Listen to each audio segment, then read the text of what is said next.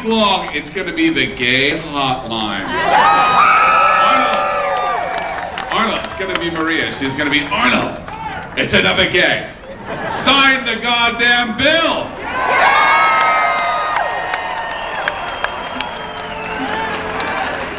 Assemblyman and State Senator-elect Mark Leno, the first gay man elected to the State Senate.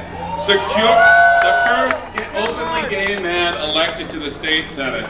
Secured the distinction of earning both the greatest number of raw votes cast and the largest percentage win of any California State Senate candidate, Democrat or Republican. On Tuesday's election, everybody welcome Mark Leno. Let's hear you say, Mark Leno!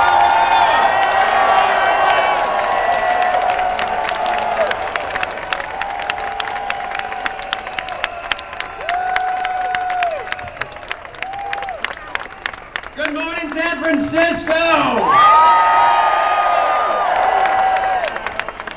Thank you for being here. Thank you for your peaceful, nonviolent protest of the passage of Proposition 8, respecting Dr. Martin Luther King and Mahatma Gandhi and Cesar Chavez. We will keep it peaceful. And thank you also for electing Barack Obama president.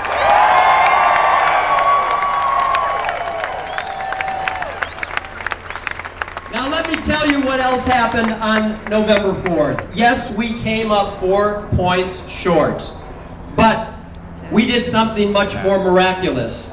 Keep in mind that the identical 14 words of Proposition 8 were before the California voters in March of 2000 in the form of Prop 22, which amended the family code as opposed to revising the Constitution. March 2000, we lost by 22 points. November 2008, we picked up 18 points. We gained 18, they lost 18. We've got the momentum. Public opinion's coming in our direction. They're holding on by a thread. We will have marriage equality in California.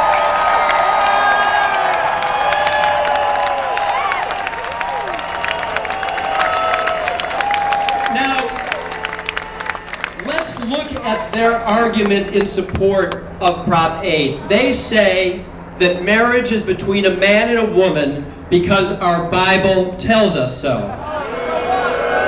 Wait a second. There is a First Amendment right to everyone's freedom of a religion in our democracy, but we don't live in a theocracy. The genius of our constitutional democracy is that everyone gets their freedom of religion, but no one religious book creates the laws of the land. No Bible, no Torah, no Koran. The holy books of our democracy are the Constitution, the Declaration of Independence, and the Bill of Rights. Those are our holy books.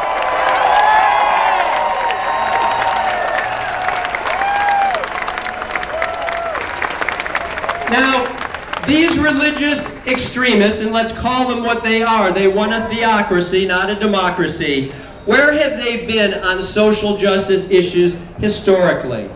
Now, going back to the late 19th century, when legally and literally women were the property, as were their labor the property of their husbands, a law was changed so that women, for the first time anywhere on the planet, along with England, women could for the first time own property and sign contracts independent of their husbands.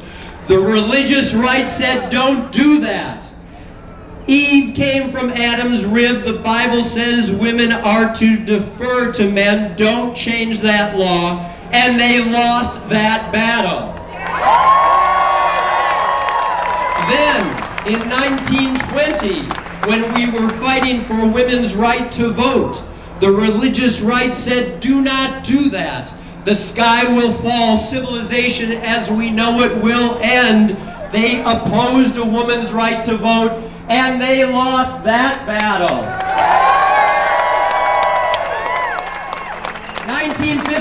know, the United States Supreme Court rules that we must integrate our public schools.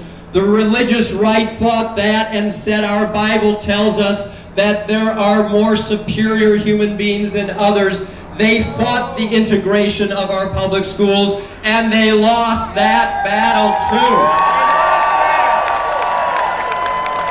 And then in 1967, when the Earl Warren U.S. Supreme Court finally ended the ban on interracial marriage, the judge in the Virginia versus Loving case actually said that the ban should stand because the good Lord put different races on different continents for a purpose, so we would not intermarry. They lost that battle too. So the religious right has been on the wrong side of history on every social movement. They're wrong on marriage equality. Loving, devoted same-sex couples have every right to their constitutional guarantee of equal protection under the law.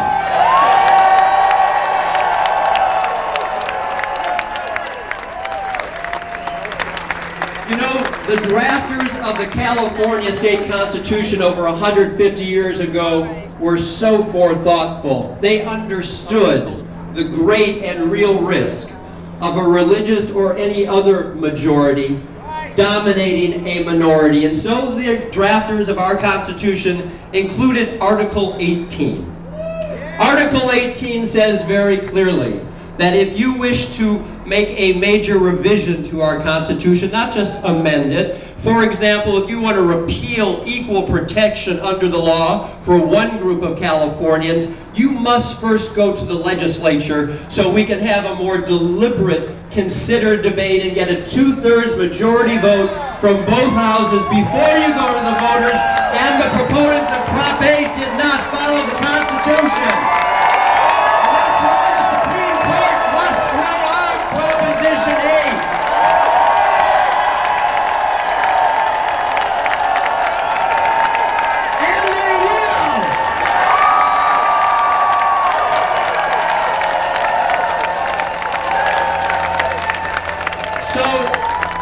We should thank all of our coalition partners who have got us this far. We've closed that gap of 18 points in 8 years because every fighter for civil rights in California, including the California Council of Churches, an umbrella group of over 10 Christian denominations, support marriage equality, as does the ACLU.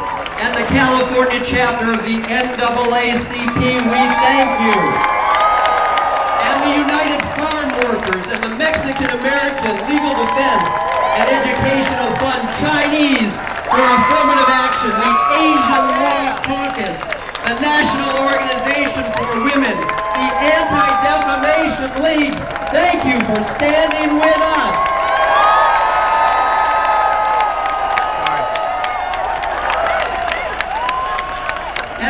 Let me close by reciting the words of Cesar Chavez. In his poem to the farm worker, he said the following. Cesar Chavez said, "Help us to remember those who have died for justice because they have given us life. Help us to love even those who hate so we can change the world." We are changing the world. Thank you for standing up for the dignity, respect, validation of all loving couples in California, for protecting our democracy over theocracy, for protecting our constitutional democracy. We will win this